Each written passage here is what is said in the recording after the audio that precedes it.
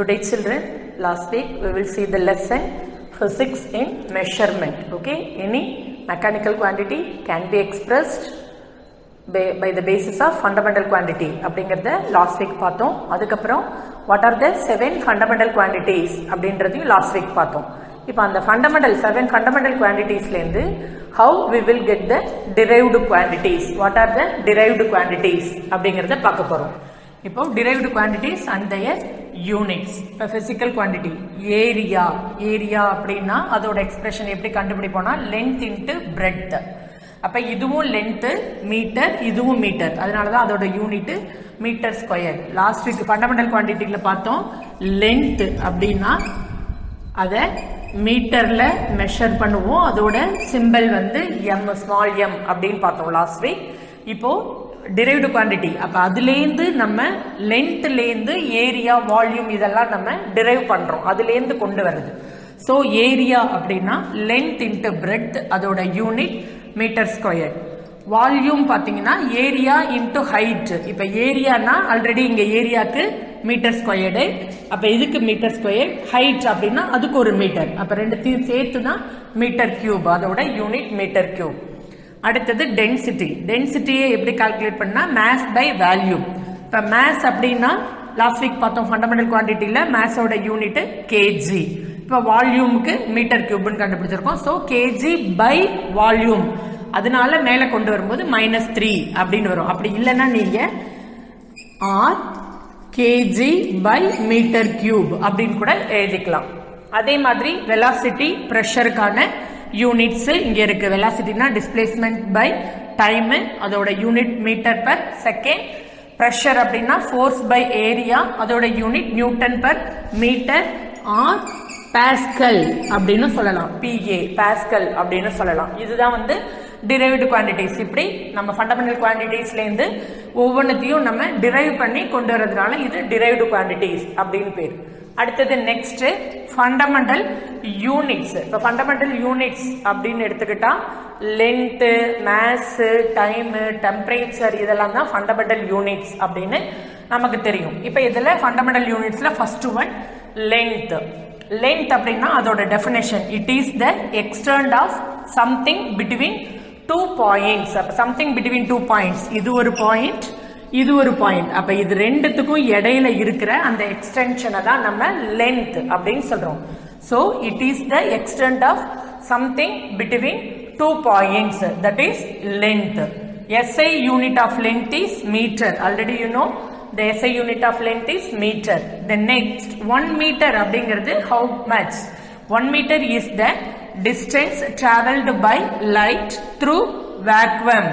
vacuumல அதாவது ஏரே இல்லாம எந்த மாய்ஸ்சரும் இல்லாம இருக்கிற வெற்றிடம், அதுதான் வேக்யூம். அந்த வேக்யூம்ல லைட் எவ்வளவு தூரம் டிஸ்டன்ஸ் டிராவல் பண்ணுது அப்படின்றது தான் இதோட லென்த் இங்க கொடுத்திருக்காங்க. 1/29,97,92,458 செகண்ட்ஸ். அப்ப இவ்வளவு தூரம் அது டிராவல் பண்ணுது வேக்யூம்ல.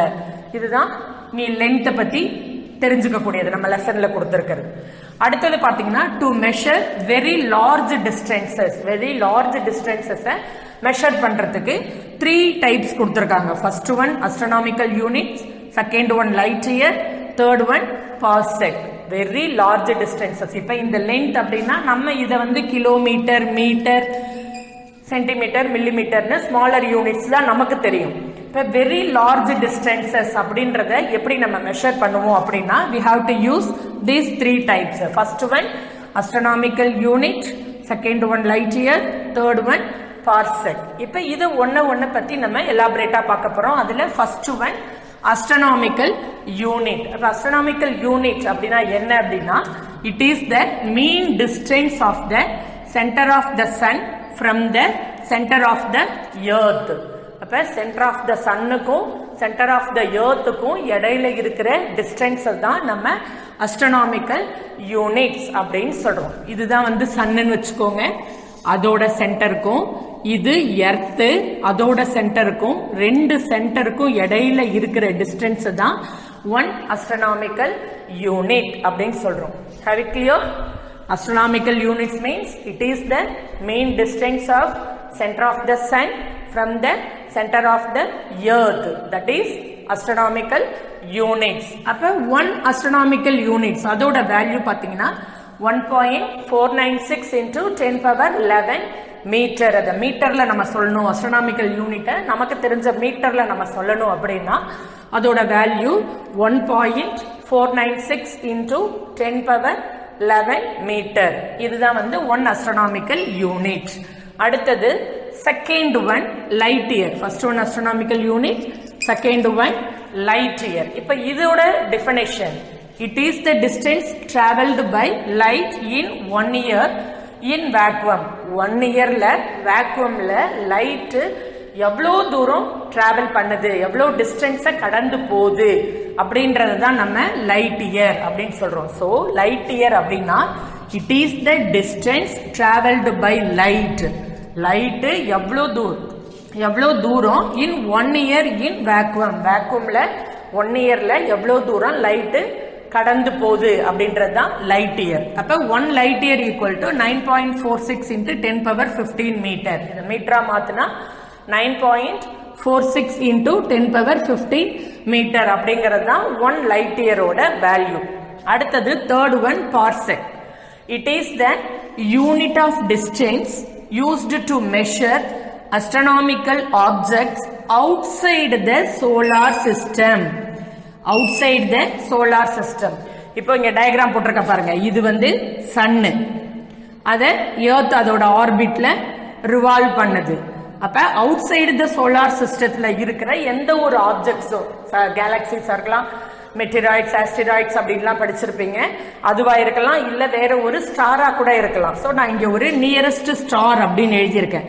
அப்ப இந்த சென்டர் ஆஃப் த சன்ல இருந்து அது பக்கத்துல இருக்கிற நியரஸ்ட் ஸ்டாருக்கு இடையில இருக்கிற டிஸ்டன்ஸை மெஷர் பண்ற யூனிட் தான் வந்து 1 parsec அப்படிங்கிறது. சன்னோட சென்டருக்கும் எர்த்தோட சென்டருக்கும் இடையில இருக்கிறத 1 astronomical unit நம்ம மெஷர் பண்ணுவோம். இப்ப சென்டர்ல இருந்து நியரஸ்ட் ஸ்டார், அதாவது அவுட் சைட் த சோலார் சிஸ்டத்துல எந்த ஒரு ஸ்டாரோ இல்ல ஆஸ்டிராய்ட்ஸோ அதோட டிஸ்டன்ஸை நம்ம மெஷர் பண்றதுக்கு யூஸ் பண்ற யூனிட் வந்து parsec. இது மூணுமே வெரி லார்ஜ் டிஸ்டன்சஸை நம்ம மெஷர் பண்றதுக்கு யூஸ் பண்றது. என்னென்ன? astronomical unit, light year and parsec. மூணும் கிளியரா உங்களுக்கு புரியும்னு நினைக்கிறேன். Next we will see the next topic. Fundamental யூனிட்ஸ்ல ஃபர்ஸ்ட் லென்த் பார்த்தோம், இப்போ செகண்ட் mass. mass அப்படின்னா அதோட definition, mass is the quantity of matter contained in a body. That is the definition for mass. mass is the quantity of matter contained in a body. இப்போ ஒரு ஆப்ஜெக்ட்குள்ளார எவ்வளோ matter இருக்கு. இப்போ ஒரு water bottle எடுத்துக்கிட்டீங்கன்னா 1 litre தண்ணி தான் உள்ளார இருக்குன்னா அந்த 1 லிட்டர் இஸ் த மேஸ்.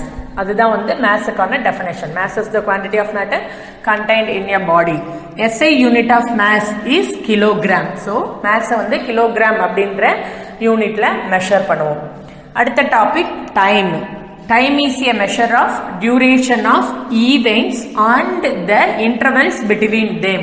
இப்போ டைம் அப்படின்னா உங்களுக்கே தெரியும். இப்போ நம்ம கிளாஸ்ல ஒரு பீரியட் அப்படின்னா 40 minutes, that is the duration, that is called time. அப்ப time is a measure of duration of events.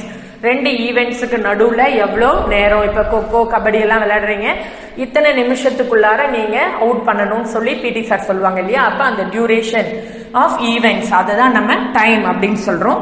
SI unit of time is seconds. Unit டைமோட SI யூனிட் செகண்ட். அடுத்தது டெம்பரேச்சர்.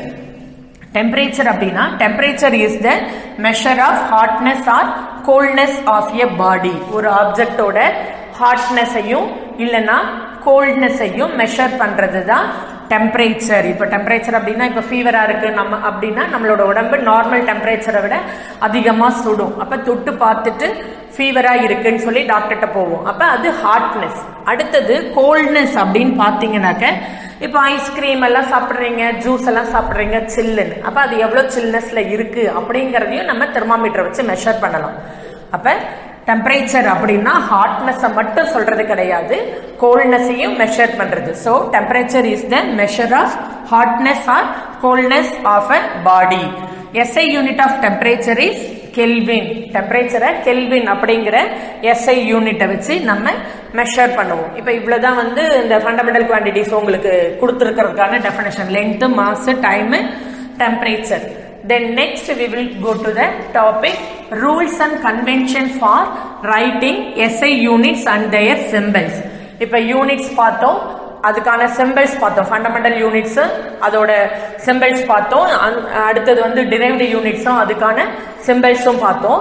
இப்போ அதை எழுதுறதுக்கு ஒரு சில ரூல்ஸ் அண்ட் கன்வென்ஷன்ஸ் இருக்கு.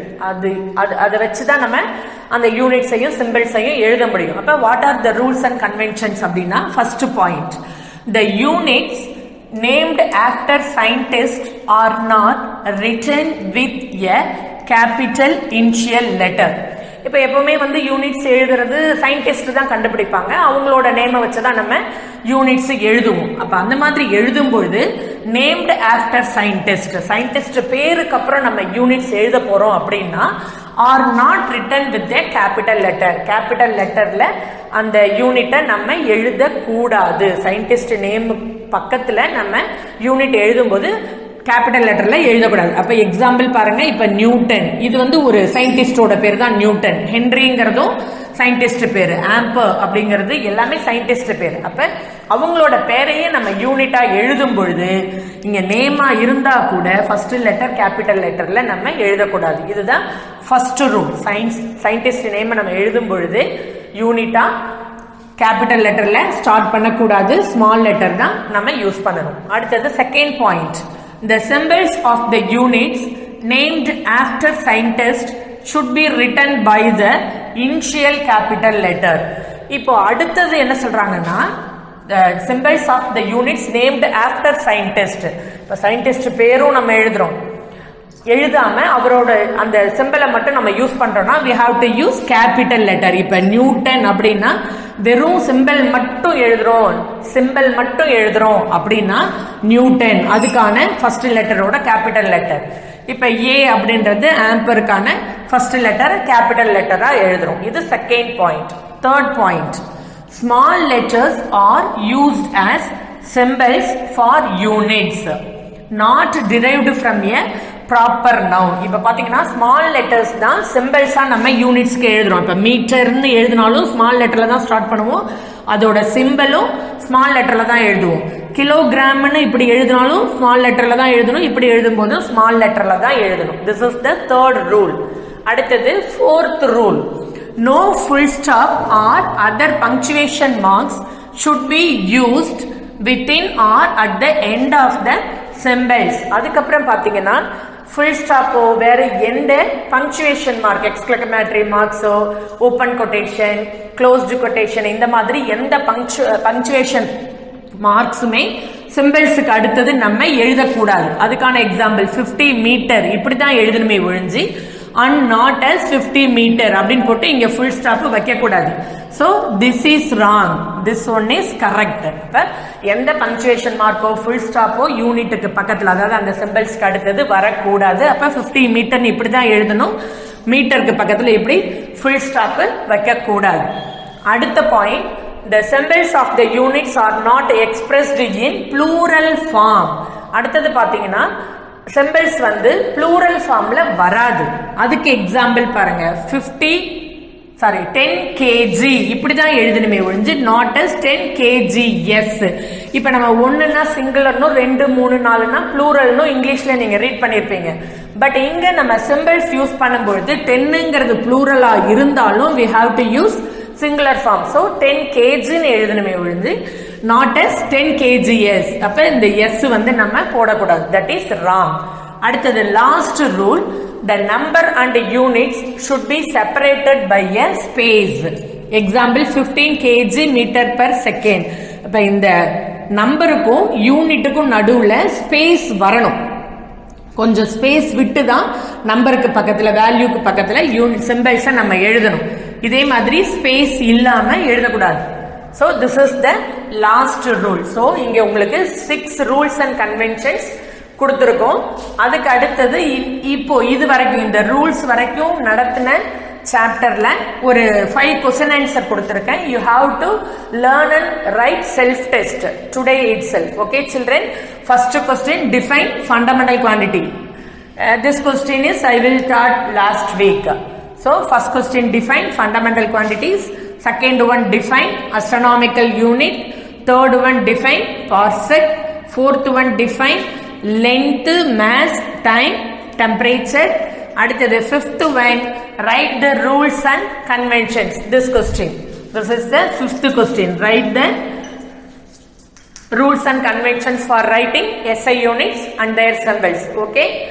Okay children, learn well. Thank you.